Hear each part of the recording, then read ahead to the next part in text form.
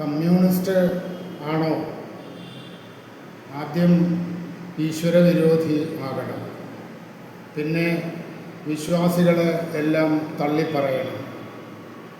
ഇതായിരുന്നു കഴിഞ്ഞ കാലം അത്രയും നിലനിന്നിരുന്ന ഒരു സമ്പ്രദായം.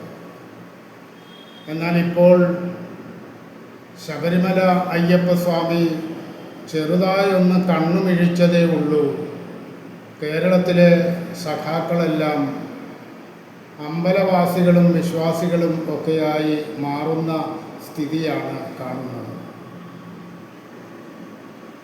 അമ്പലങ്ങളും പള്ളികളും വിശ്വാസവും മതവും ഒക്കെ തള്ളിപ്പറഞ്ഞിരുന്ന സഖാക്കളെല്ലാം ഇപ്പോൾ പ്രഭാതപൂജയും മധ്യാഹ്ന പൂജയും അത്താഴപൂജയും തൊഴുന്ന അവസ്ഥയിലേക്കാണ് എത്തിയിരിക്കുന്നത്.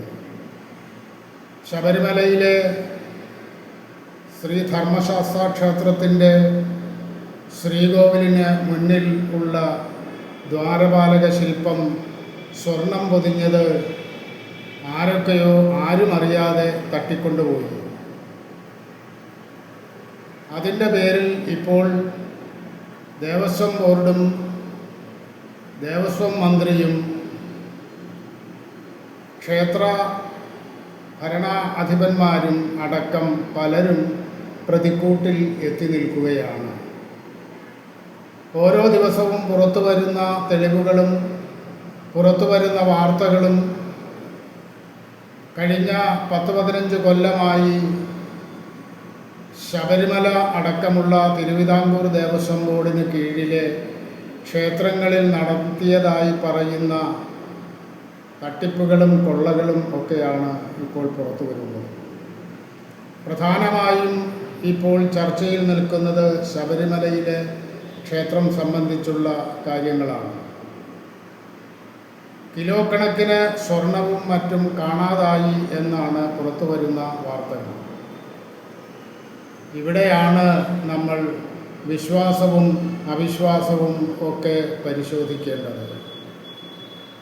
ഒരു കാര്യം ഉറപ്പാണ്, മനുഷ്യജന്മമെടുത്ത സമാധാനകാംക്ഷികളായ മനുഷ്യരെല്ലാം ആശ്രയിക്കുന്നതാണ് ദൈവങ്ങളെ.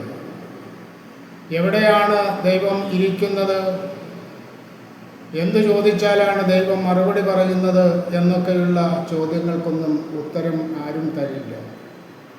പക്ഷേ മനുഷ്യനോ ഭരണകർത്താക്കന്മാർക്കോ രാജാക്കന്മാർക്കോ പോലും പരിഹാരം കാണാത്ത വിഷയങ്ങളിൽ വിശ്വാസി ദൈവത്തിന് മുന്നിലെത്തി കൈകൂപ്പി പ്രാർത്ഥിച്ച് അവിടെ നിന്നും ആ ആഗ്രഹ സാഫല്യം നേടുന്നു എന്നതാണ് നൂറ്റാണ്ടുകളും സഹസ്രാബ്ദങ്ങളും കഴിയുമ്പോഴും ഇപ്പോഴും ദൈവങ്ങൾക്കും വിശ്വാസത്തിനും പ്രസക്തി ഉണ്ടായിക്കൊണ്ടിരിക്കുന്നത്.